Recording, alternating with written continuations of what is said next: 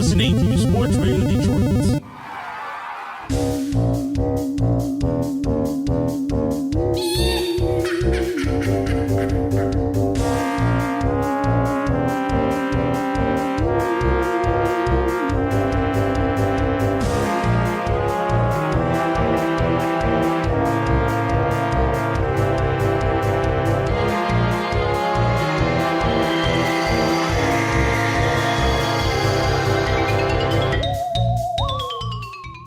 Welcome back, one and all, to Grave Discussions. I am one half of your hellish host duo, Barnabas. And I am the other half, Samael. Welcome to a very special episode. We've been gone for a long time. Mm-hmm. Thanks a lot, COVID. And now we're back because we want to be. Mm-hmm. It's Halloween. We have to be. We have to be here. If anything, this is the one episode we had to come back for, and we hope to still have at least our top 10 list at the end of the year as well. But we had to come back for Halloween. It's the greatest holiday of the year, and it's the most important one, obviously, to us. And we had to come on and talk to you guys once again. Yeah, it's been a long time. I really missed it because we would do this every week. And then just stopping out of nowhere kind of like put me in like a really bad slump. Yeah. Because I love watching shit. I love talking about what we watched. I love talking about the news, the new upcoming stuff. But everything's just been kind of slow because of the pandemic. So I don't know. I think it's a great time to be back since Halloween is slowly creeping up on us. Yeah, it's literally at the end of this. It's in a week. It is in 1 week as of recording this. Yes. By the time the episode comes out and you're listening to this, I'm hoping to have it, around the middle of the week. So you'll have a few days to listen to the episode, get your, watch list ready with the suggestions we're going to give you and the movies that we're going to talk about. But you'll have a few days and then, it's Halloween day and it's the best day out of the year. Bar none. Truly is. Every day is Halloween for us. Yeah. Especially for this episode. This is our 97th episode, so we're really getting close to our 100th. And this one, we just came up with this one, is a haunted Hullabaloo. Mm-hmm. We're going to be talking about 3 films. Newer ones. One of them's like last year, but we never really got to talk about that one, but it is on Shudder. But before we get into all that, what's new, Barnabas? Yeah, well, it's been, 6-7 months now. I'm not really doing too much. I mean, I have a new girlfriend, which is great. I love her.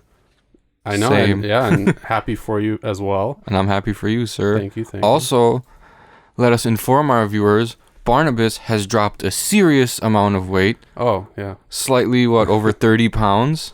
Ah, man, like last November, December, I was like 265 or something, and now I'm like 238. Hell yeah. So, but I put on some muscle too, because I've been like weightlifting. And yeah, I mean, I've used this opportunity because I've been working from home the whole time to just really like go out, bike ride, eat better, start just weightlifting. Pretty simple stuff, but yeah, I've made a lot of great progress. I feel a lot better. Like I said, other than that, I've been working from home, gaming, and catching up on my movies. Same, dude. Trying to be kind of productive. I've been in a slump with like screenwriting and stuff like that, but I'm hoping to get back into it very, very soon.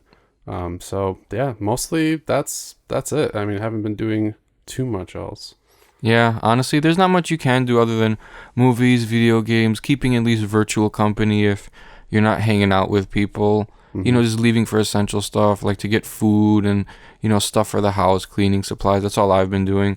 I've been catching back up to my roots, listening to some goth music, like Christian Death, Bauhaus, Joy Division, I guess. Well, you can count Joy Division, Virgin Prunes, stuff like that. So I'm getting back into it because, like, the music scene, at least for, like, hip-hop and all that stuff, has been kind of dead and, like, very boring. So like there's been that. Have a girlfriend now. We've been friends since last year, exactly around this time.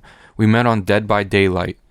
So who would have known that horror would bring me someone that I actually care about to this level. And honestly, guys, not to get mushy, I've never felt this way about anyone before, and this is like adult level love, and it's completely different from that bullshit teenage stuff. Not to undermine the teenagers, but like you'll know when you feel it, and you'll have that general sense of happiness always if it's the right one. Yeah, I hope that that happens for everybody. Honestly, I'm really happy that's happened for you. I mean, I feel the same way. So yeah, I think even though the world has kind of gone to shit and 2020 has been this is generally awful, 2020 has been generally awful, but it's been one of my favorite years coincidentally. Yeah, I mean, there's still a lot of positivity yes to be had and to be felt. So at least there's that. You kind of have to pick up on the little things here and there. Like, hey, if you picked up a new hobby, that's a huge plus. Yes. If you voted for the first time, awesome. If you dropped some weight, great. If you whatever, if you've seen like a really good movie, then it's a great year for optimism, because now that there's not much to look forward to, like now instead of like having like these nihilistic or pessimistic tendencies, like you can really like kind of just sit down and analyze everything, and even like the little things like, hey, I'm gonna go get some food, like those little things you can look forward to. Just be glass half full now, because like we're all trying to work through this, and hopefully it'll all be settled soon, whether with the cases going down, which I don't think is going to happen anytime soon, unfortunately. Even a vaccine, like the virus might mutate, but the positive thing is viruses usually mutate and become weaker because they can't survive forever if they just kill their host. So hopefully this thing becomes less serious. We don't know. We're not epidemiologists. We're not saying anything objectively. These are just our hopes. But I think regardless of everything, we can still enjoy our lives. You don't have to be sitting in solitude. You could still go for walks and bike rides. Get your essential stuff. Just make sure you maintain a good head, and that you just have room for improvement, self-improvement, because that's really all we can do right now is self-improve, catch up to all your hobbies that you really didn't have time for. A lot of people are working from home, so now a lot of people have time for themselves, and thinking you can even like reinvent yourself at this point. That way when we all go back out into the world, like I mean, everything is going to be different. Nothing's ever going to go back to exactly how it was, but we all have to cope with that and try to stay positive in times like this, because I mean, you have to do anything that's life affirming at this time. Like don't do life denying stuff. Don't drink yourself to death. Don't partake in anything that makes you feel like shit.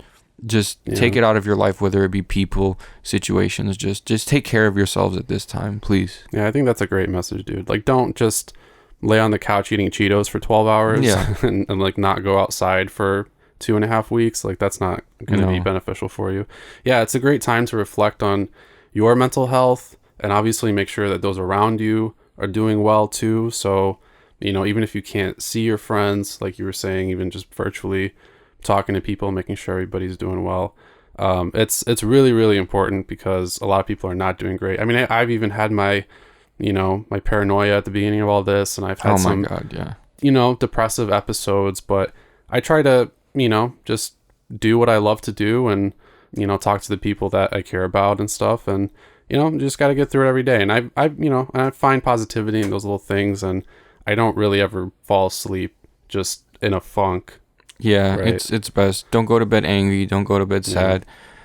Try to like recoup, get your head together as best as you can, and then like always reflect. We have so much time now. Now is the time to reflect and change and do all the things that you've been wanting to do. Not if what you've been wanting to do is go to Miami and like fucking go on the beach and party. Like don't do that. It's not a time for stuff like that. And sure, like you might be like, oh, it might not affect me. I'm young and I'm healthy, but we've known people that have gotten really sick, and you don't want to get other people sick. Just take care of each other. That's all you got to do. Take care of each other. Take care of yourself first. Make sure you're in the right headspace, so that you don't go about taking care of others in like the wrong way. But don't be selfish. Don't be selfish. Just take care of each other. Take care of yourself. Take care of your family. Take care of your friends, even if you can't see them. Just do everything you can, because these are rough times. Not only like for our physical health, but mental health. A lot of people have been committing suicide because of like just purposely like just cooping themselves up at home and like not doing anything, and just I know the extroverts are like their heads are spinning right now, but you guys will be good too. Just everyone hang in there, please. Yeah, well put, for sure. And obviously, if you're listening to this, you're probably a horror fan, so hopefully October has at the very least been kind to you. I know we've both been, making sure that we're on pace with our 31 days of Halloween watch lists and watching horror movies and doing all kinds of things that make us happy. So we're going to keep doing that. And if you love horror as well, then hopefully you've been okay. Hopefully you will be okay. Keep watching movies. Obviously, if you just want to talk to us, you can absolutely reach out to us on all of our social media. We've got a contact us page on the website. So, we're here for you. And that's mainly it. Not to go super off track, but we wanted to kind of catch you guys up on what we've been doing, what we've been feeling, because it's been a long time since our last episode. Our last episode was the Invisible Man review, dude.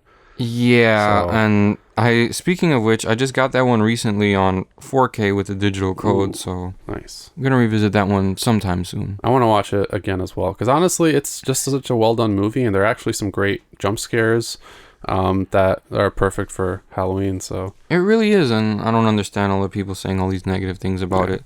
Like it had a good underlying message about narcissistic partners in a relationship without being preachy like the Black Christmas remake about its message. So I don't know, it's a good movie. We've said it before, people like to shit on new movies for no reason just because they have like a pre-bias. And yeah, but if you look back objectively, a lot of the 80s movies, a lot of the classics are kind of ass too. Yeah, absolutely. You just kind of have to judge a movie by its own merits, and that was a good one. So I might revisit it again as well. I kind of want to revisit Scary Stories to Tell in the Dark, because that's perfect for I actually revisited when I went to go see my girlfriend nice. At the beginning of this month. I was gonna say last month, but it was like 3 weeks ago that I watched it again, and it's better on the second viewing. Yeah, I think because you kind of get those expectations out of the way, and you can kind of just sit back and enjoy it. It's definitely, for me at least now, it's like a Halloween classic. Yeah. Well, there you go. There's a free suggestion. There we go. Scary for the Halloween mainstays. I think that's definitely a good one. We're gonna get into our 3, but let's get into our news. Obviously, before that, though, we do have to give a shout out to Sports Radio Detroit. We haven't done one in months, but we're still working with them, and they're a great company. Sam, where can the people find them? You can find them on Twitter, Instagram, and Facebook. Just look up SRD Sports Radio Detroit, and you can also check out sportsradiodetroit.com. That is SRD, not Detroit Sports Radio. You guys still got to get it right, and I still have to remind you. Get it right. Go check them out. You can see all the other awesome shows on there as well.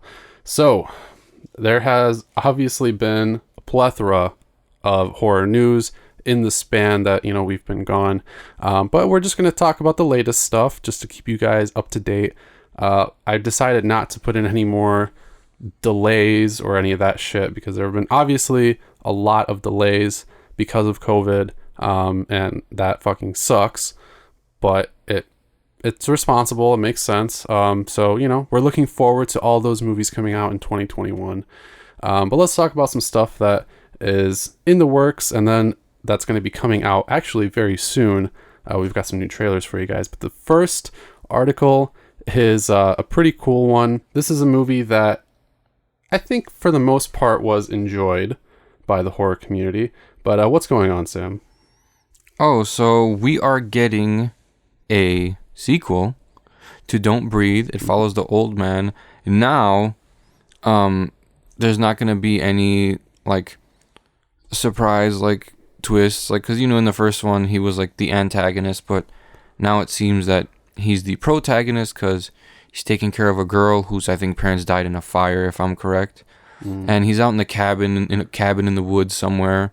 And then some people get their hands on her, and now it's his mission to go out and get her ass back. Yeah, it's kind of an interesting dynamic because switched. Now he's supposed to be the although I still think that maybe he's gonna have those kind of violent tendencies, because in the first one, these people broke into his house, So obviously, just from that premise alone, you're like, okay, well, yeah, he totally should have the right to hurt them if need be, because, you know, they fucking burgled him. Yeah. And he's just defending himself, and he's blind.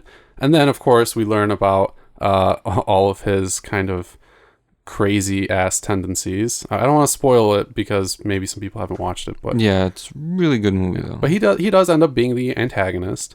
And, you know, so in this one, it's like, okay, maybe, you know, he wants to kind of start over, get better, or something like that. And he takes this girl in, so is she going to soften him up more? Or is he still going to, like, go crazy and, I don't know, go after her or something? Or maybe the way they explained it is kind of sketchy. Maybe these guys were looking for this girl, like CPS or something. Yeah. And they hired some guys and they got her. Now they're going to try to put her in a foster home and he's about to come mutilate them. Yeah. I don't know. That's an interesting thought. I think that would be a cool angle. Because it can't be just them. I don't think that's going to be the case. I think someone's probably going to come after him after the events of the first one. Or something. Yeah.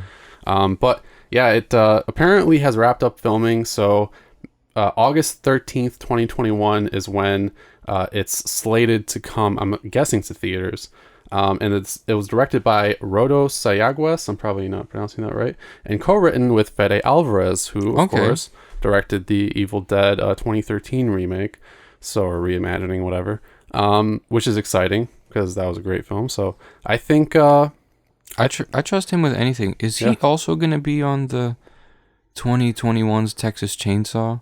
Maybe. I heard that. And I'm pretty sure he did direct the first Don't Breathe. Yes, he did for sure. So that makes sense. I don't know about Texas Chainsaw, but maybe. I heard he's going to be on that. I'm not sure, though. Don't quote me. Okay. Yeah, we'll have to figure that out. I saw something about the movie, obviously, but... Anyway, so that's Don't Breathe 2. Pretty exciting stuff. I'm looking forward to that one. I think it has the potential. They've been talking about it for a long time now. Yeah, I know. Yeah, well, apparently they were filming. Maybe they had the delay with COVID, but I'm glad that they're done now. So this next one, also pretty exciting. As some of you may know, and I think we actually talked about it on the show, I believe, but there was recently an animated reboot, essentially, of The Addams Family, which I did watch. It was okay. I didn't check it out. It was okay. I watched it like right before October hit, because I was like, you know, this isn't on my list, but it's Halloweeny because it's The Addams Family, so I'm gonna watch it. And I saw it. It was pretty good. I mean, the new voices are pretty solid. I like Oscar Isaac as Gomez, but you know, the movie itself was a little thin on plot. It was kind of that basic, like, Addams Family gothic darkness clashing with this really, really, like, plastic white suburban like town or something at the bottom of this hill, and it was okay. But now it's supposed to be coming back, or at the very least it's being conceptualized as a live action return with Tim Burton attached. I heard they were looking at Scarlett Johansson for one of the roles. See, I don't even know if that's true, because I've seen that picture. I think it might just be hearsay. I think it's just a fan thing, because I've seen the picture. It's pretty cool. I'm pretty sure it's photoshopped. She looks okay, but I don't think that's a real rumor. A lot of people want Christina Ricci to come back as Morticia, actually, and not Wednesday, which could be cool. She did a photo shoot as Morticia, which looked really good. So maybe, but I don't know if she has any interest in coming back to the project. We'll see. Like, eventually all these rumors and all this stuff, all this bullshit about he's going to do this, she's going to do that, it'll be cleared up once it's officially being, like, launched and the casting is done and everything. Yeah. And you know, I don't like to put in rumors, so this isn't so much a rumor, because Tim Burton is looking to bring this live series to life. But I think that's cool. I think, you know, I'm surprised that he hasn't been attached to it before, because his style, I think, is very well suited to the Addams Family. Just the whole aesthetic and everything. I don't know if they need all the Tim Burton swirls in their life, but I think his visual style, his eye could really fit with the Addams Family. So I kind of dig the pairing, but yeah, without more information, I can't really get too hyped up. But also Alfred Goh and Miles Miller of Smallville have been set as the writers and showrunners. And this is being produced by MGM TV. So it might also come to Netflix, it says, which is kind of cool. It might. Everything might, though. So they say that about everything. They have too much money now. So, all right. So that is the Addams Family. Be on the lookout for more information about that one. And our last news article should be just in time for Halloween as well. And I know this is going to excite a lot of people. What's going on here? So there's going to be a one-time broadcast. I think you can reserve your tickets through the New York Restoration Project for $10. Mm-hmm. It's going to be In Search of the Sanderson Sisters. Hocus Pocus is coming back. And I'm not surprised. It's a classic. And if you say it's not, you are wrong. It has been a Halloween classic since I have been 5 years old. It's basically the most popular Halloween movie now. Yeah, the three sisters are coming back. Mm-hmm. Billy Butcherson's coming back. Doug Jones is returning as him. So I'm not sure what it's going to be about, though. I know it's a broadcast, so I think it's supposed to be like a live performance type of thing. So I don't know what that implies. Is it going to be something kind of like theatrical? I know it's going to be it's a one-time thing. Yeah. It's a special. That's all I know. I don't know what it's going to be. It's a 1-hour evening event.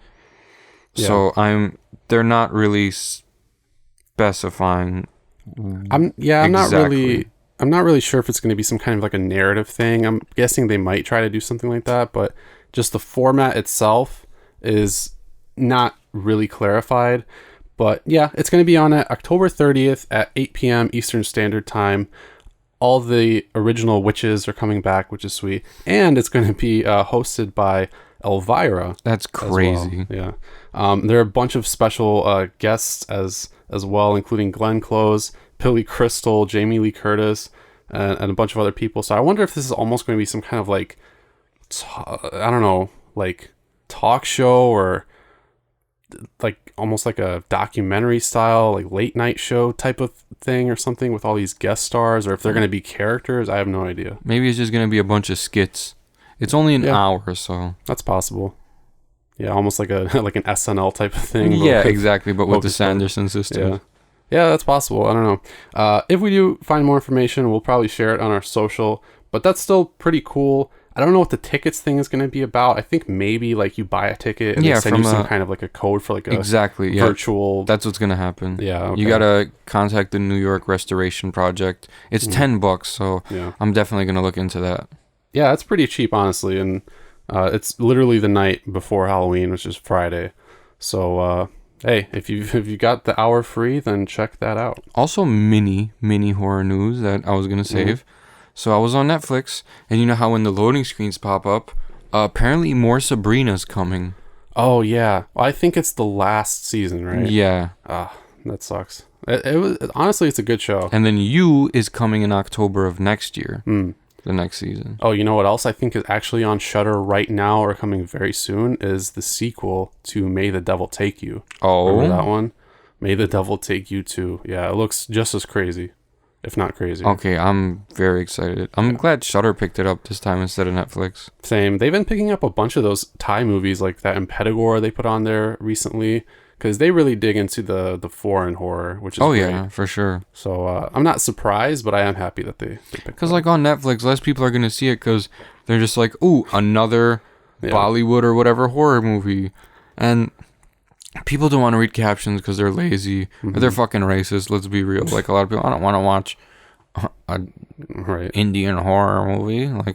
Well, there are some silly ones because Bollywood is known for its silliness, which I understand. Mm-hmm. But Shudder has less of a giant selection of just random films. Yeah. So Shudder has a bunch of good foreign films. You're probably not going to find a really shitty movie on Shudder. Yeah, Netflix's selection of Bollywood style Indian horror movies is almost like that humongous hillbilly slasher selection on Tubi where 90% of the movies are garbage. Yeah. So that's why the curation I think is really, really important, and Shudder has a great curation. And a couple of the movies that we're going to be talking about later in our main segment are from Shudder. Slight spoiler alert. So they've been killing it. They've been putting out a lot of great stuff for October. Yeah. So if you don't have Shudder by now and again, we're not sponsored by them or anything, although, hey, hint, hint. Yeah, why not? But it's just a fantastic service. And if you're a horror fan, especially during the month of October, then, I mean, you really should look into it, because if you're looking for like cool new Halloween movies or whatever, then it's all in there. So let's dive into a few trailers, and then we're going to get into the meat of the show. So first up, I thought this one looked pretty damn cool, actually, because it kind of looked different. Maybe not too different, but it still kind of has that sort of urban legend, almost creepypasta type of feel to it. Yeah, it still had like a Slender Man / Bye Bye Man / Midnight Man vibe. This one also has the word man in it, so I don't know. I don't know about this one. It could be fun, but it wasn't just like an entity like really chasing people around, which was cool. Yeah. As long as it's not too repetitive and just garbage as far as the writing goes, then I think this one will be cool. But this is called The Empty Man, and it is coming to theaters October 23rd. So actually it has already come out. The reason that I wanted to include this trailer anyway, though, is because obviously people are apprehensive going to the theaters right now. But if you wanted to risk it to go see The Empty Man, or if you go to a drive-thru or something, then you could check this one out. But I feel like it's not going to get a lot of buzz. I've seen it maybe a couple times on like the Facebook groups and stuff like that. But I wanted to share it because it does look pretty cool. And, you might not have heard of it otherwise. So if you're interested, go check it out. The story is kind of about a small Midwestern town. So already great start there, because we like those. There are a group of teens that have disappeared. And the locals believe that it's the work of an urban legend known as the Empty Man. So again, pretty similar to like Slender Man or something like that. But the police get involved, and then there's some kind of secret group that are attempting to summon it, and everybody's in danger, of course. So the premise kind of sounds, pretty baseline, like all those other movies that have been popping up recently. But the visuals look cool. I think the actual horror, like visual designs of that skeleton man and whatever else is going on, I think those look pretty cool. So yeah, it didn't give too much away. It gave away how they conjure him, and then you see a few people that look kind of possessed in the trailer, and then like people whispering into each other's ears. And I wonder if they're going to incorporate all those things into the actual movie, or is it just for the trailer? And I like the skeleton guy at the end that chased the dude out of like the cave or wherever the fuck he was. Like, I don't know, it was like, it didn't give away like too much. I mean, it gave away the premise, sure, but it didn't give away like what really happens or anything like that. So that's what I really liked about it. I like the whole atmosphere of it, all the ambiance and everything, and it's definitely gonna be one of those like horror movies, probably, with that little fucking whatever that, not the brown noise, that's one that makes you shit yourself. I forget what this one's called, the something frequency, whatever, sure. But yeah, it has that. It has good lighting. It's pretty much a dark movie. We didn't see really any like daytime shots, but whether it's gonna be one of those takes place in one night or overtime things, we really kind of don't know. I feel like it might be an overtime type of thing, just because if it seems to follow a police officer or detective or whatever. So I feel like there's going to be that investigative type of feel to it. Yeah, and people for sure. will die, but we'll see. I think it has some potential. It does look cool. It has a very serious tone to it, so none of that goofy shit. But I do hope that it's at least competent, not like Slender Man, which was just all over the place and not very well acted, and yeah, it was just kind of a complete disappointment. But completely, that's an understatement. I also like the tagline here: the first night you hear him, the second night you see him, the third night he finds you. It's kind of cool. I think it's pretty dope, yes. Mm-hmm. So this one's being directed by David Pryor, and once again has come out on October 23rd. If you can still catch it in theaters and you want to do that, then go ahead. But obviously, if you're going to an indoor one or something, be safe and responsible. So next up, what do we got, Sam? Next up on the trailers, we have something that I'm pretty excited about, even though I didn't finish the reinvented one. I have it up there, as you see, season 1. But they're doing a Creepshow animated special. Yeah, it's pretty cool. There's Shudder, by they, I meant. Yeah, Shudder. As AMC has a lot of... If you get AMC Plus, you can also watch Creepshow and all that stuff. Oh, okay. Yeah. Nice. AMC Plus actually has a lot of the stuff that Shudder has as well, even more. But there are some things Shudder has that they don't, and there are some things AMC has that they don't. I'm kind of surprised that it's on there because I would imagine that if they didn't have anything, it would be like the Shudder original stuff. Yeah. But hey, that's cool. Yeah, I think they're like working together now. Okay. Because I'm pretty sure like AMC had something to do with the Blu-ray release. Oh, okay. Yeah, that makes sense. Yeah. We've probably talked about it before, but I don't remember. But anyway, yeah, it's coming to Shudder. It's a Creepshow animated special. It's going to be on October 29th, officially coming out, which is also right before Halloween, which is great. And it's probably not going to be too long. There are going to be 2 primary animated stories that it's going to adapt, so it kind of has that anthology format. I'm guessing that the creep is, going to be the host or whatever as well. But yeah, I'm not really sure how the animation is going to be, because for some reason in my brain I was like, it'd be cool if they did something in the vein of like the Creepshow 2 animation or something like with that. the giant piranha plant. Yeah, and this trailer, not to spoil it, but whatever, has that kind of comic book type of artwork to it. So, but it doesn't really have any actual animation. So I wonder if they're going to go with the comic book type of artwork, or maybe it'll just be like anime. That would be some crazy ass shit. I think it just might be a cartoon. Yeah, probably. Kind of like Scooby-Doo-ish almost. Yeah. Probably. Hey, which is more than okay with me, because we love Scooby-Doo.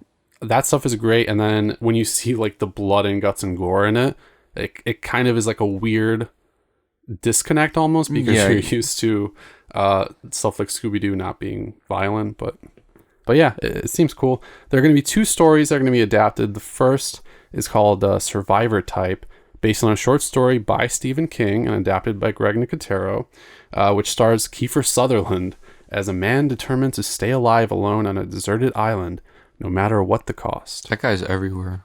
Yeah, he probably has done way more voice acting than I've even realized, but he's a great actor, and he's got a very distinctive voice. So I'm excited for that one. The second story is called Twittering from the Circus of the Dead. Not tweeting, twittering. Based on a short story by Joe Hill, Stephen King's son, and adapted by Melanie Daniel, which stars Joey King. Not really like a horror mainstay or anything like that, but I have seen her in a few things. She's kind of like a teen phenomenon. Joey King, wasn't she in The Conjuring? She was. She was. I think she was a little girl. No, I know who you're thinking about, but that's not her. That's Joey someone else, isn't it? Something. I forget exactly. Joey King, you may have seen her in some other stuff. She's had like a shaved head for a while, and she's a good actress for sure. She was recently in The Act, I think, alongside. Oh, she is in The Conjuring. I was right. She's the little girl at the time. She was in. She was in The Act. She was in The Lie. Do you remember The Lie? Yep. Did you watch The Lie? No, I know what you're talking about. Dude, watch The Lie. Okay. Yeah, which one is that again? So The Lie is by Blumhouse, and a girl kills her friend, and then her parents try to like keep it covered up. Oh, is that one of the new like Blumhouse 8 movies thing or whatever? Okay, there's that one, like Black Box, and a few other ones. Okay, I didn't know she was in that. I'll have to check that out. So I misspoke then. She was obviously in The Lie. But it's pretty cool. She's going to be in this one as well. And the story is about a teen whose family road trip includes a visit to the gravest show on Earth. I like that. I think it kind of implies it's going to be some kind of roadside circus type of thing, but obviously some kind of like haunted circus, which has been done before, but I think it's kind of a cool premise. So that is exciting. So those are the 2 stories. It's going to be coming out on Shudder Canada, Shudder UK, and Shudder ANZ. Not sure which country that is supposed to be. But anyway, yeah, that's very cool. So finally, our third and final trailer here is going to be about a movie that I had never heard of before, but actually is maybe the one I'm most excited about. It looked pretty cool, but I'm still like confused as to like what the hell is going on in that movie. I am kind of confused, but I am very intrigued because the trailer basically didn't give anything away. Exactly. So it's like kind of like Antlers. Like it kind of just pulls you in and like. But then that was also the problem with that one shitty movie that came out with the kid from Stranger Things. Oh, are you talking about The Turning? Yeah. Okay. Still haven't watched that one. I know a lot of people didn't like it though. But this one, for me, looks cool. I think I have more of a tendency to like these like art housey movies. Me too. So for that reason alone, I think it looks sweet. It has a very indie type of, artsy cinematography style to it. There are a lot of close-ups on faces. It almost looks like it's filmed on film, really kind of like a flatter color palette and just kind of look to it in general. Some really, really great imagery of like the sky and clouds and all that type of shit. But it looks dark. It looks very mysterious. It revolves around this girl who learns that her boyfriend from a long time ago who like disappeared comes back, and then a girl around her age is found dead, and then there's just a bunch of dead bodies and they're trying to figure out what's going on. But the title and like something in the actual trailer implies that there's actually some type of giant monster or something. But I almost feel like it's going to be kind of like a red herring. Like I feel like something else is going on. Yeah, I feel like the guy that disappeared all those years probably killed those girls, made up some story about a giant, came back, had like a psychological breakdown, and now he's like spreading these rumors about a giant. And then we're going to find out it was him in like some sort of weird lanky costume or something. Maybe. I kind of hope they don't go that route because I hope think it's a monster. Yeah, me too. I think the boyfriend thing is obviously the most clear answer. Because that would kind of be like a similar premise to the Slayer. You remember? Oh, yeah. Wasn't that... that was some kind of psychological thing too, I think. Yeah, we thought the chick was going crazy, but there was an actual monster. Yeah. I don't know. As long as they don't make it show up in just the last like 5 minutes like they did that movie. Oh my god, yeah. But I think this one does look pretty sweet. It has a great atmosphere already just from the trailer, so I'm digging it. Hopefully the atmosphere from the trailer matches the atmosphere from the actual movie, because it's kind of different sometimes, and I hate when that happens. Yeah. And I also hope that it isn't too slow. I know a lot of these kind of elevated, art housey horror movies tend to be a little slower paced, which is okay if it's done well, but I think that might turn off a lot of people. And if it's too heavy-handed on that, then then you're just kind of gonna get bored of it. So I wouldn't. I like all those people that get bored of that shit, man. Just get fucking mad stoned before you watch it. Stoned to the point where you're scared of even a pin dropping in your fucking kitchen, and then watch it. Then you'll feel it. That's when I noticed I feel movies the most, when I'm like when a movie's like really art housey or avant-garde or just really like experimental. Yeah. Just get fucking stoned and just watch it stoned, and everything is gonna be fucking freaky. Yeah, I can't really disagree with that. And you won't want to like pick up your phone or something too. Exactly. So guys, check that one out. It's coming out November 13th on digital and on demand. So you can probably rent and or buy it. And it's going to be directed and written by David Raboy. So be on the lookout for The Giant. So that's going to do it for our news. If there's anything, you want us to bring up or that you want to talk about as far as the news goes, definitely hit us up. But with that, we're going to take a very short break, give some of the other SRD shows a chance to spit their game, and then we'll be back for our main segment. So stick around, fiends. Hey, what's up, everybody? This is Jeremy Bryant. Catch me, E, and Brian on Pearson's Piece, 8 to 9 a.m. on Sports Radio Detroit Network, CRB, on Spotify, iTunes, anywhere else you can find podcasting.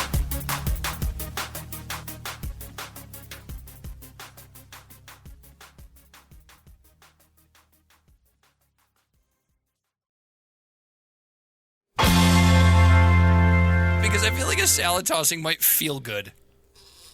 What? Out of Bounds Detroit Podcast. Tuesday morning and Friday mornings here on SportsRadioDetroit.com.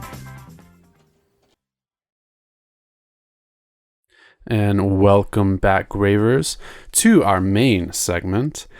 As we mentioned before, we are going to be discussing 3 particular movies today that are mainly 2020 films. One of them was released at the end of last year, but went wide on streaming this year, so I feel like it's appropriate, that we think are going to become Halloween mainstays. So, movies that you're going to put on your watch list for the month of October, or maybe you watch them on Halloween because they have, a good seasonal holiday type of vibe to them, or whatever, or they're just like a cool, mostly kind of fun horror movie that, you just want to like kick back and watch during the holiday season. So I think these are pretty fun.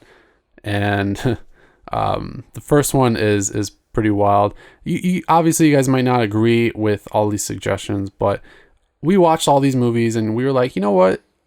These are some cool new movies, and we think that they deserve to be talked about and have the potential to be appreciated. They 100% do. I'm tired of all these jaded fucking fans that can't just enjoy a fucking fun movie.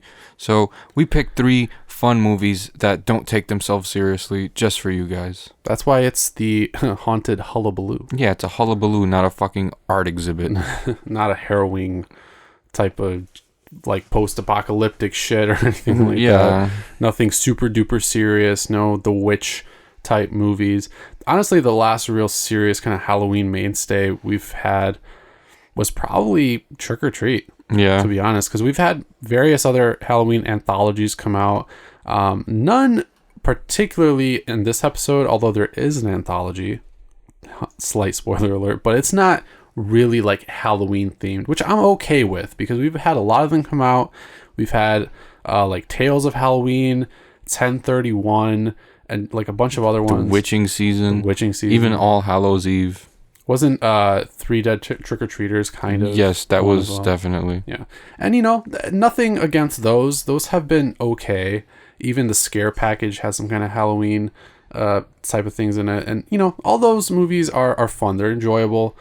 But after a while, you kind of see the same type of stories in each one. And there's always a wraparound where you always see the characters coming back in a different segment, just like Trick or Treat. That really, set the standard for those Halloween anthologies. Yeah.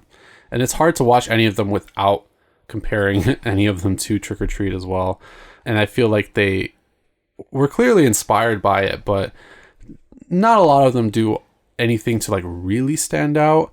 So I'm happy that we've got some kind of new stuff this year where they feel fresh, they feel unique, they still feel like, they're a good movie to watch during Halloween.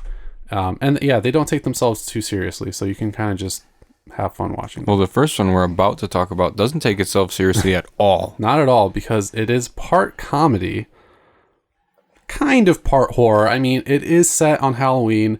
It has all those vibes. It even does have some pretty decent horror vibes. But you might have an idea of what we're talking about. Of course, it is Hubie Halloween. Starring Adam Sandler. Mm-hmm.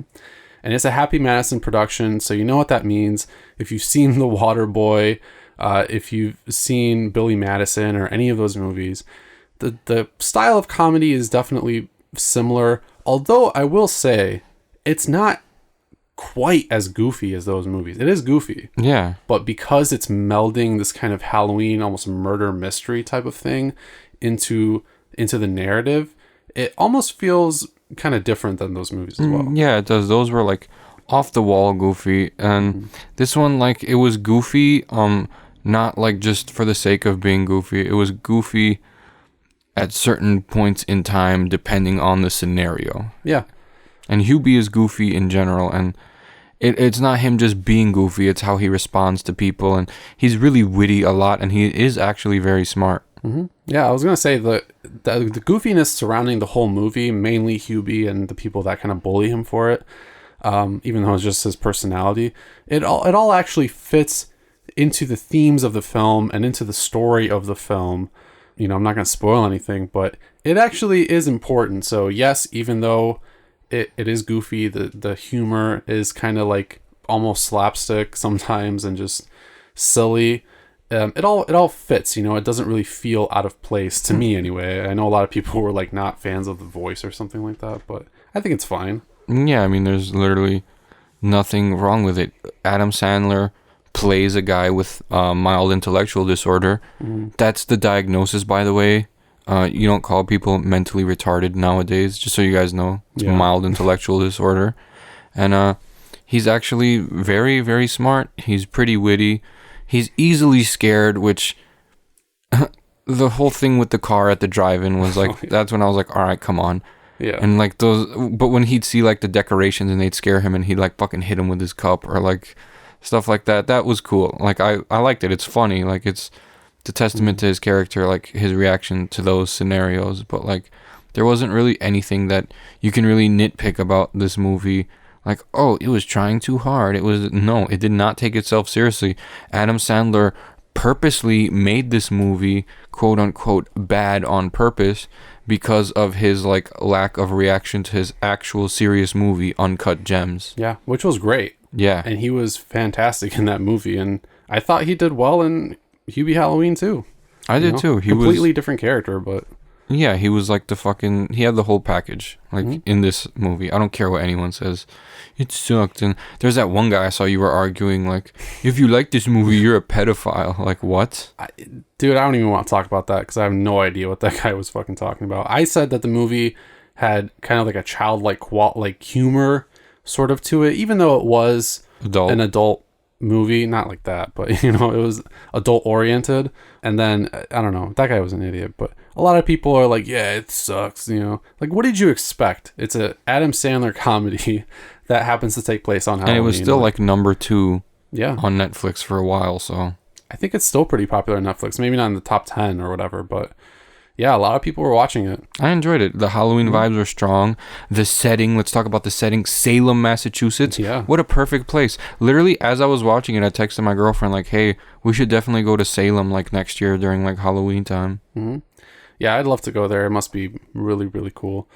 Even just from the tourism aspect, but if that was the actual setting where they filmed it. Yeah, I'm not sure on that, but probably was. I've never seen a city like that in movies. Yeah, it got that New England vibe. Yeah. Which I loved. I mean, and I think that was kind of a callback to like the fog. Yeah. Even with the radio, broadcast station and everything like that.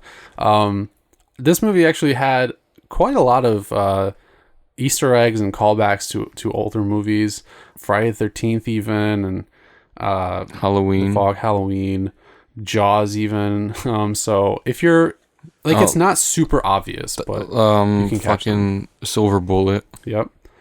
Yeah, you can catch these, if with a well-trained eye, you can be like, oh shit, like, hey, that I don't want to give any away, but they're in there. So this movie clearly is kind of a love letter to all those classic old horror movies, but does its own thing too. I mean, the story isn't the most complex or anything, but it's fun to follow along with, and then of course the cast is the biggest thing that I kind of want to talk about. I did love the set design, but the cast is like out of this world. Oh, I love it. Kevin James, Rob Schneider, that weird dude that looks like Don Knotts. It's Steve Buscemi. Yeah, Steve Buscemi. I forget his name. Crazy-eyed Steve Buscemi. Adam Sandler, his mom, the girl that he likes, the people that bully him. Like I think it was great. I think the casting was great. Everyone had great chemistry, I think, too. Like it felt like everyone's known each other forever. I also like how every time Huey would ride his bike, people would throw shit at him and shoot flaming arrows and shit. Like, come on. Honestly, this movie... I think someone threw a fridge at some point. I don't remember. I think so. I think you're right. This movie had, honestly, a lot of great running gags. Yeah. Which is rare for comedies nowadays. But like that, his thermos, having all these wild contraptions built into it and shit like that. I loved it. Yeah. It was just fun. Like, there were a lot of great running gags. They never really got too old. Like maybe the throwing things gag, No, I liked it. I liked it. I liked it pretty much all the way through. Yeah. Especially at the end where they shoot an arrow at him and it misses and goes into a tree. And he's like, seriously? Like, yeah, trying to kill him at this point. Yeah. Jesus Christ. No, I liked it. It was funny. Well written. I mean, with the cast, they're mostly all comedians, so I think that's probably one of the most tight-knit groups in the entertainment world. I would say so. To be honest. So they definitely know each other pretty well. They can kind of bounce off of each other's energy and humor. Ray Liotta even, who is not like a huge... why was he in there? I don't know, but he played the role so perfectly. He's not really like a comedian, but he was great. Yeah, I didn't even recognize him almost at first. Yeah. Maya Rudolph was in this as well. Kenan Thompson. Yeah, he played the other cop. I think he was slightly underused. He was very underused. But he had just kind of a small supporting I miss seeing role, him. So. Yeah, same. Wasn't he in he was in Stan Helsing, right? Yeah, he was. Yeah, he was great in that. I kind of wish he was used And more he was efficiently in here, but No, he wasn't in Scream 4. no, I thought he was. No, think he was in any of the them. other guy was the guy who's in like Scary Movie 4. Him and his friend talking about him and his friend who did like just trying to grab some nuts in the tent. Remember? Oh yeah, I think so. He was in a lot of Jim Carrey movies. Okay, yeah. I just got mixed up because I saw him playing a cop in Scream 4, and then I was like, Keenan plays the cop in fucking this, and I was like, oh wait a minute, like. Yeah, I know. Whoever you're talking about is not like coming to mind immediately, but I know who you're talking about. But yeah, I mean, the cast was fantastic, and you know, it looked really good too. It looked professional. Even the effects were good. Yeah, you know, it was really well shot too. Mm-hmm. Yeah, all those like nighttime shots of like the moon and all the different mysteries and twists. Yeah, honestly, it was fun. It was a cool little, neatly packaged story to follow along with. And I wasn't expecting the end either. I'm not gonna, say what happened, but I wasn't expecting the end all that much. So it was nice to be kind of surprised. And yeah, just well written, great dialogue too. So ultimately, yes, I mean it's kind of a silly movie, but don't get your expectations up like this is the next Hereditary or something. But see, like my expectations were up about it being a fun, goofy Halloween movie. Exactly. That's what I wanted to watch. Like, did people get mad that Goosebumps wasn't terrifying? No, it was goofy, just like the TV show. Right. I think some people just hate stuff just to hate stuff. Like we said before, just anything new, they have to immediately scrutinize it for whatever reason and just say that it's like shit. But it was great. And, I think this is going to become a Halloween mainstay in the same vein as all those other type of comedic films, even like stuff like Dracula Dead and Loving It. Yes. Or even like the old kind of Nickelodeon specials or whatever. Yeah.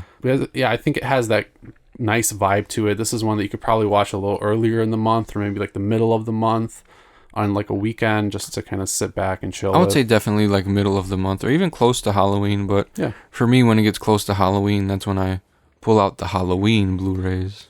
Oh yeah, no, I know what you mean. But this one has a lot of attention paid to like the Halloween decorations and even like the attractions like the haunted house and the classic movie drive-in experience. So I mean, if you want Halloween vibes, this is the movie. This is the one. 100%. Out of all the movies I watched this year, I watched Tales of Halloween. I revisited that one. Heavy Halloween vibes. Mm-hmm. But this one was just different because the whole city was pimped out with Halloween stuff. And it's in Salem, Massachusetts. Mm-hmm. Yeah, it's perfect, And like I said, there are like those little Easter eggs peppered in and stuff, but it's not too overwhelming. Like they don't rely on them specifically to advance the story or make any type of gags or anything. So I dug it. I thought it was cool. Just, sit back and enjoy. Don't set your bar too high. Like there's no point. Yeah, and don't psychoanalyze it. Like the fuck. So this isn't a fucking A24 film. Right. No, thank God. Not that anything's wrong with A24, but it didn't need to be that, So the next two movies are a little bit less goofy, a little bit different, even though one of them is a bit humorous. But Hubie Halloween, definitely recommended. Absolutely had the highest Halloween type of content. Honestly, like solid, like 9 out of 10 for me. I loved it. Yeah. Just, based on what it is, I really can't see a whole lot of, fault. I really loved it. Yeah, it was fun. So, guys, go check that one out. It is on Netflix. The next two movies are going to be exclusive to Shudder. And let's talk about this next one because it is the more serious of the bunch. But I really like this one too. I think as far as mood goes, vibe, atmosphere, even though Hubie Halloween had all that in spades with the Halloween theme and everything. Yeah, this one was just like atmospheric and spooky just for the sake of it. Just for the sake of horror instead of like being more Halloween related. And surprise, surprise, had a collection of tales. Oh, yes. Yeah, this one is the Mortuary Collection. Recently released on Shudder, I think like last week even. I knew I had to watch this one right away because just even like the art style of the cover on Shudder and everything looked really cool. Clancy Brown is in it as this creepy old mortician. I noticed him the second I saw him. Mm-hmm. Dude, that guy could be the next Tall Man. Everyone's saying that. Yeah. I think so. He had the look in this movie, and if you just put him in that big ass like tall suit and maybe put some stilts on him, I don't think he's that tall. No, he was he could do it. He was only like 2 inches shorter than the tall man, I think. Mm-hmm. Yeah, just change the makeup a little bit so it doesn't look like he's like actually on the verge of death. Yeah. Like in this movie, and I think he would be perfect. But no, he played a great character in this one. I wasn't quite sure what to expect because you see him and you're like, okay, there's something up with this guy, like he's evil or something like that. But I think the way his character unfolded was pretty cool, a little bit different. But he basically is a storyteller, and when this girl just shows up at his mortuary, she is very inquisitive, and she learns that he's a storyteller, and she wants to be impressed by his tales. And she wants a job, allegedly. Allegedly wants a position there, yeah. So he's kind of, vetting her and trying to figure out, what's going on with her and like her personality and everything. So he obliges, and he tells her 4 specific tales. So there is the main wraparound story with them kind of going through the mortuary and him showing her the ropes and what everything is and stuff like that. Then the first story was kind of lackluster on purpose to set us up for the bigger one. So it was like the little monster in the mirror. Yep. And then after that was the pregnancy one, if I'm correct. Yeah, that one was pretty crazy. We're not going to spoil it, but... And then I think the third was the... Was it the sick wife? Yeah, that one, yep. And the last one was her story, right? Yep. Yeah. So the progression, honestly, is really cool because it feels different right away. Yeah, for sure. And mainly through the dialogue. So you have to kind of pay attention to the girl and then Clancy Brown as the mortician speaking. And pay attention to the newspapers, too. Yeah. You can kind of put 2 and 2 together. Yeah, so definitely pay attention. It's a cool reveal at the end. I actually wasn't expecting what happened to happen. So I was pleasantly surprised. Also, it is... Some of the segments are... The first segment was like classic, like... Tales from the Crypt with the mirror. Mm-hmm. The second one was like kind of like goofy. It had like those, remember like those zoom in shots when he grabs his keys, starts his car. That one was kind of like very lighthearted, very goofy. Then the third one was very experimental horror, very avant-garde, like that. And then the last one was like, you think it's going to be like the classic babysitter setup. Mm-hmm. And then the whole wraparound story brings them all into perspective. And did you notice that in a lot of the skits they reuse the same characters, like the same people from the funeral? Oh yeah, well one character in particular I think was in all of them. The bearded guy. Which was intentional, yeah. But yeah, there were a few characters. I mean, I'm guessing they didn't have like the biggest cast ever. You know what my twist is? I think the twist is at the end when he's in the commercial, like not like the news report, and he's a police officer. Mm-hmm. I think he's one of the escaped patients. I don't know if that's the... Oh... Maybe. I'm thinking it's just a different character, but... Because after what happened in the elevator, they probably put him in an asylum. That would be interesting. And then he's just like posing as a cop. Yeah, because, all the stories take place all in this kind of one town. At least that's what it seems like.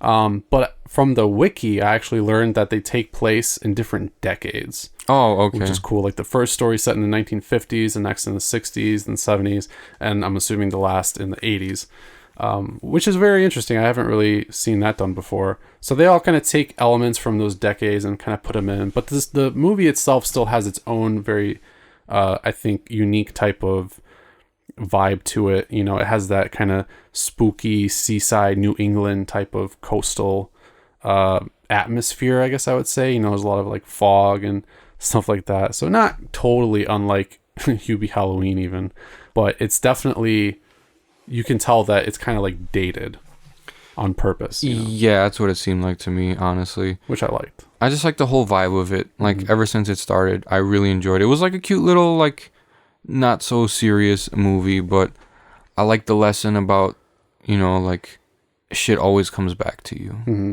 Yeah, I think the way that they structured the stories and then looped in the framing story with the dialogue really was nice, because it's kind of a meta-analysis of just storytelling in general. Yes. And even horror anthologies and horror overall as well, because, I know a lot of us realize that something is a little repetitive or clearly inspired by like a different movie or whatever, and it doesn't really feel like its own thing.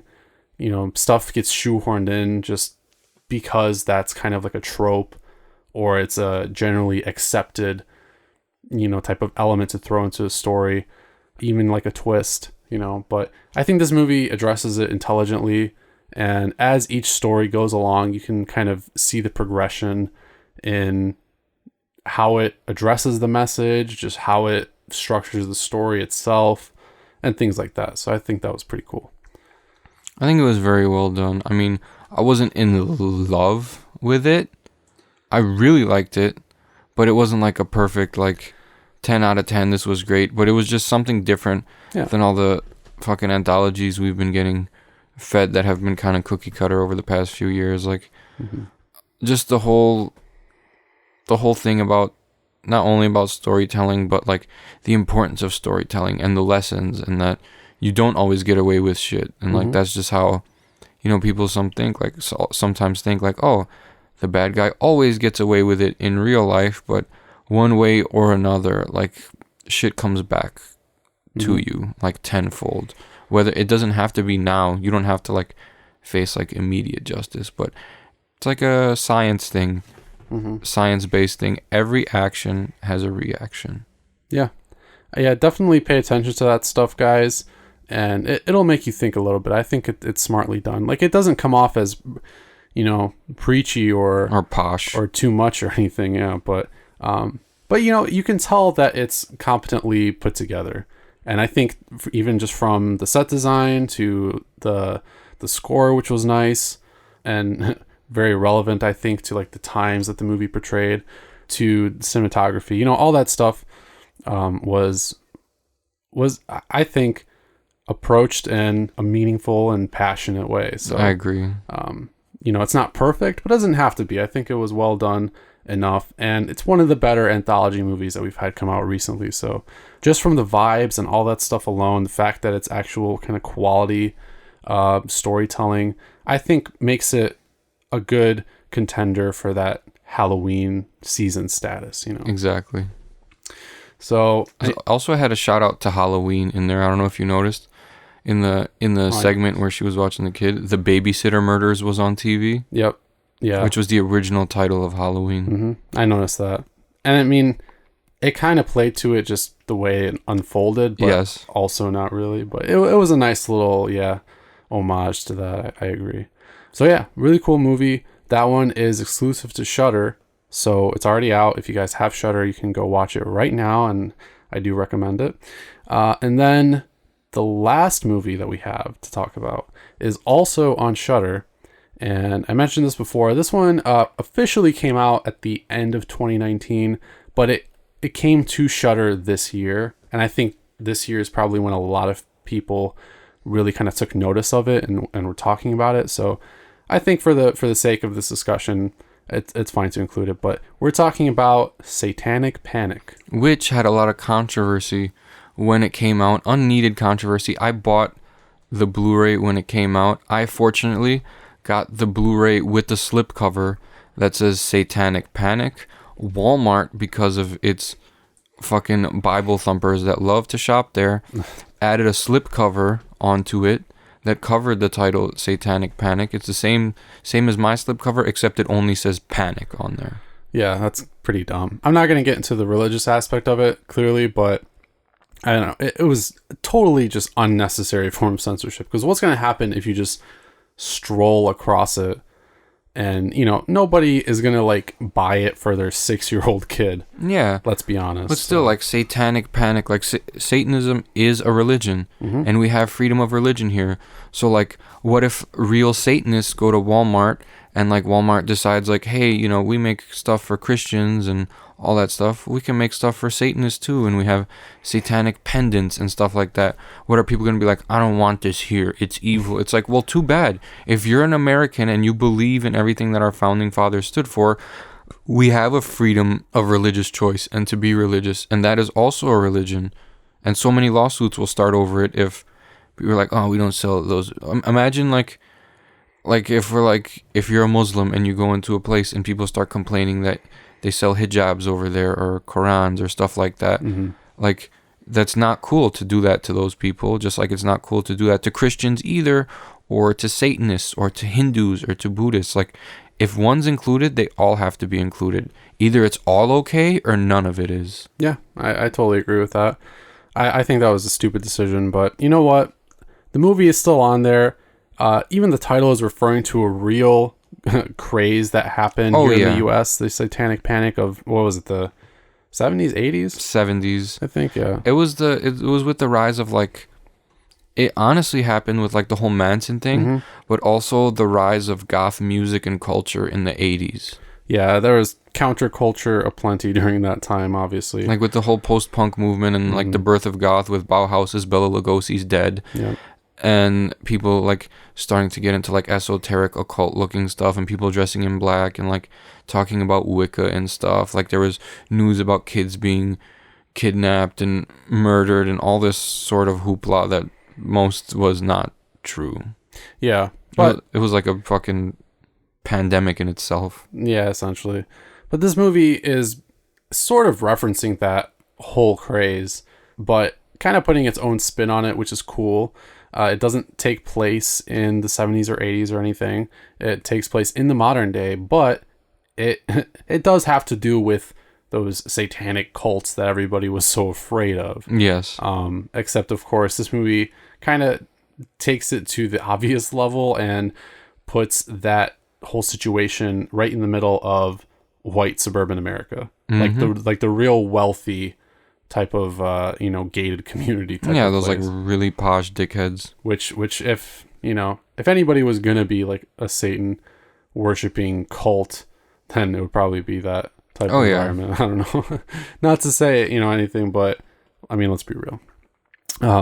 So this movie, that's what it essentially is about. This pizza delivery girl happens to get a delivery order to that part of town, and she goes there, and of course things kind of fall apart for her after she just tries to collect the money for the order, because people have other plans for her, and then shit just kind of spirals out of control. Only because they find out she's a virgin. Right, yeah. If anybody asks you, just don't tell them. Just don't tell anybody that you're a virgin, unless it's a prospective sexual partner. Then sure, go ahead, but don't do it if you think they're going to sacrifice you to the devil. So that, or to Baphomet, because then technically, well, it's another name. Technically, I come around in the movie at the end. Right.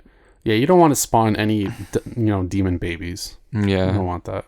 The Antichrist. Can't believe they use Samael. That's just another name for Samael. Yeah, it's okay. Don't be offended. No, I'm not. It was a good movie. It was, honestly. And then it has solid. The fucking code of Sams. Remember that? Mm-hmm. Yeah. Oh yeah. It was okay. I didn't particularly care for that whole thing. I know it. I know it's important to you. Yeah. Sam, but I mean, just as I don't know, as a part of the script, I thought it was kind of clever, but ultimately maybe unnecessary. But overall, I think the writing was solid. This is definitely a horror comedy as well. It even featured like Hannah Stocking, who's like some even though there was all that reaction YouTube star, but even though there was all that blood and whatnot, still a comedy. We've had comedies, Club Dread, Scary Movie, all that stuff with a fuck ton of blood. Even Evil Dead too. Yeah, true. But if anything, this movie I think would relate probably more to the recent horror comedy trend that includes movies like The Final Girls, The Babysitter, You Might Be the Killer, stuff like that. So if you kind of want an idea of the vibe of the movie, then that would be it pretty much. But I still think it works well for the Halloween season, just because it uses that whole satanic panic kind of like theme to wrap everything around in, and it's fun. There's plenty of blood, plenty of gore, some pretty nice kills, and there's even some kind of like magical stuff in it. So I don't believe it's set on Halloween, but those themes automatically to me scream Halloween for some reason. Yeah, especially with the whole ritualistic stuff and like the mess of people and like the whole like something's going wrong in the neighborhood aspect. You know what I mean? Like that kind of like gives me like real like Halloween-y vibes, because every time there's a Halloween movie, something's going on in the neighborhood. Yeah, exactly. No, I think that makes complete sense, and it was paced pretty well. You know, I thought the overall story was fun. It didn't go too deep, you know, or too big, which is what I liked about it. You know, it like you said, it kept it in the neighborhood, but it kept it reasonably confined, which was nice because it allowed for those kills to come up and be important, and then it allowed for some pretty nice character interactions. I honestly thought that Hubie Halloween was even kind of funnier. Oh yeah, for sure. Hubie Halloween was, out of the three, it's my favorite movie. Oh yeah, same. But you know, this movie, even though it didn't have quite that laugh out loud type of humor to it, I would say the humor was more that kind of shock humor that even like The Babysitter has, more so than actually being funny. But if any of you gore hounds out there, you know, want blood and stuff, then this is the movie out of the three for you for sure. Oh yeah, definitely check out Satanic Panic. This one also gets like, so I gave Hubie Halloween like a solid 9 out of 10. Mortuary Collection, 8.5 out of 10. This one I give a solid 8 out of 10. Like, these are all enjoyable movies for me. Yeah, absolutely. And like I said, I think they all fit the Halloween season really well. So if you haven't seen any of them, go check them out. Again, Hubie Halloween is on Netflix, and the other two are on Shudder. I think you'll have a good time with all of them. You know, even just, like I said, the pacing, the story, and everything for Satanic Panic was fun to follow along with, so I don't think you'll get bored of that one. The acting was really solid as well, I thought. And the visuals were good too. It's maybe the brightest movie out of the bunch, but I still think that it was composed well, and the cinematography and everything was good. So yeah, check all these out for sure. And we even had maybe a few other quick suggestions that we wanted to give out. So anything off the top of your head, like maybe underrated movies that you want to tell people about? Underrated movies. I loved Candy Corn. Monster Night is also another good one. Okay. There is Haunt, if you guys haven't checked out Haunt. There is The Willies, Halloween at Aunt Ethel's, and there's also one I really like called Scare Zone. Oh, I don't think I've seen that one. That one's pretty good. We might, if you want to check it out, we could. Yeah, possibly. I had a few as well. Eyes Without a Face is a really kind of beloved classic that I think is overlooked in kind of the general sort of horror community. But it's a really nice looking black and white horror film from France. And it hauntingly beautiful cinematography.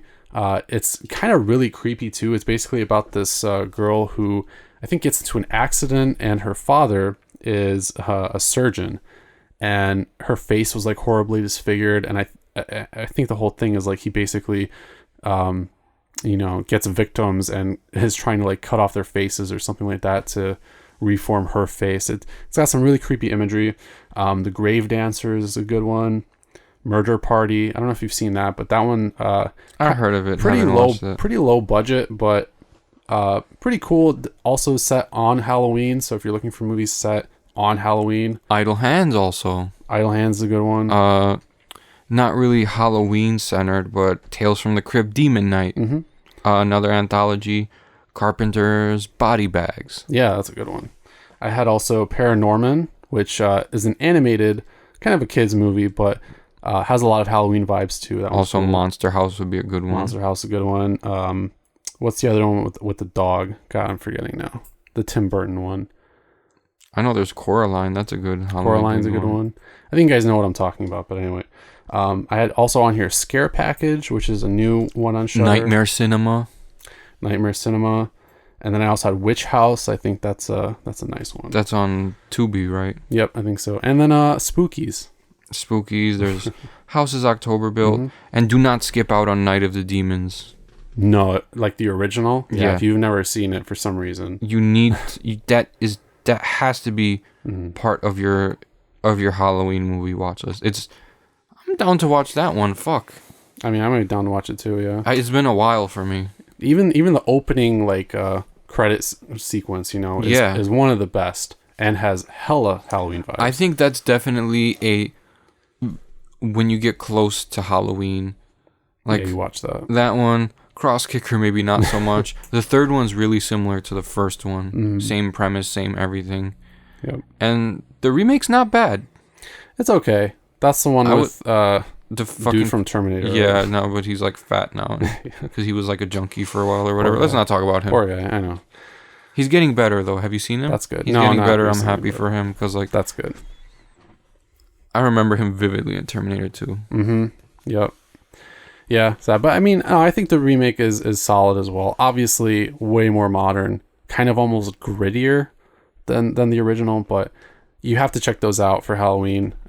It's I think it's required watching for sure. So, yeah, those are some other suggestions, guys. Obviously, check out the 3 main ones: Hubie Halloween, The Mortuary Collection, and Satanic Panic. Especially if you're looking for kind of a newer horror movie to watch during the season. Maybe get yourselves that Friday the 13th box set. Ooh, yeah, you definitely. I got mine at Best Buy. I heard people having problems with some of their discs and like some scratches. And mine came perfect. Well, I think there's an issue with all the discs with some actual footage. Like one of them is missing like a scene, and one of them has some other issues. So you should probably submit a request for replacement discs anyway, just to be safe. Okay. But I don't know if that's only if you got them from Scream Factory or something or whatever. Yeah, I don't know. Mine was straight from Best Buy, and like I didn't have a problem with the covers. I heard Jason Goes to Hell is actually not the unrated one on there. Oh yeah, I think that's the right. big problem. It's not one of the disc issues, but yeah, it's unfortunate that they didn't include that. I think Jason Goes to Hell is one of them where it's like there's supposed to be a specific shot that's in there, but it's just gone for some reason. So they have to like add that, and then I think there's some kind of other issues with the other ones. So anyway, if you get that, put in a request for your replacement disc. But that is out, so you guys should definitely check that out if you have. About $130, but yeah, if you have the get money. every Jason movie that he's ever been in. Yep. Plus, the first 4 are restored in 4K, which is sweet. And I don't know if restored is the right word, but I think scanned to 4K. Yeah. And then there's a ton of additional extra features and stuff, and those are always cool. There's a documentary on every single disc. Yeah, lots of new commentaries, lots of other really cool things. So, just like the Halloween old box sets had. So. Yep. I think there was also some recent the Omen and the Fly collections as well. So it's a good time to be a horror fan. It really is what we're trying to say. Lots of great movies out there. Sleepy Hollow, that's another good one. Yes, been wanting Sleepy to watch Hollow's that. a great one. Yeah. So guys, if you want any more suggestions or if you want to chat about anything, you can hit us up. Go visit us on Facebook, Instagram, and Twitter at Grave Discussions, and go check out the website as well, gravediscussions.net. We have our episode archives on there, so if this is the first episode you're hearing from us, welcome. And if you want to go check out the rest, you can go listen to them on the website. We have over 100 hours of material, guys. Definitely, at least. We're pros now.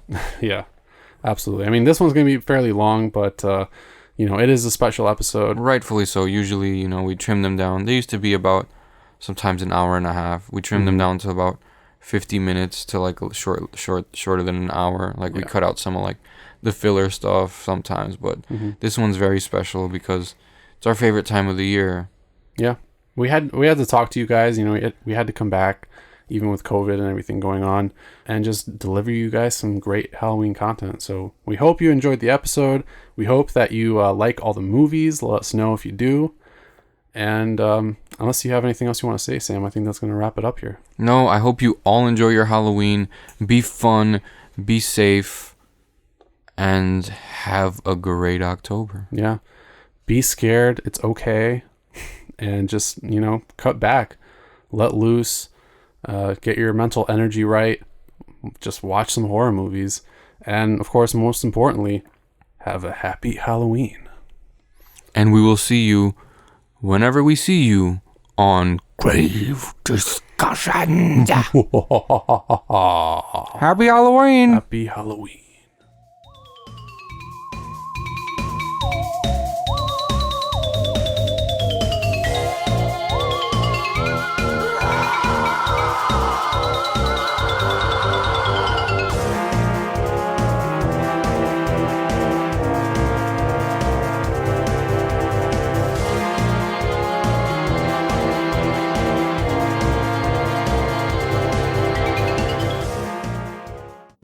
been an SRD production.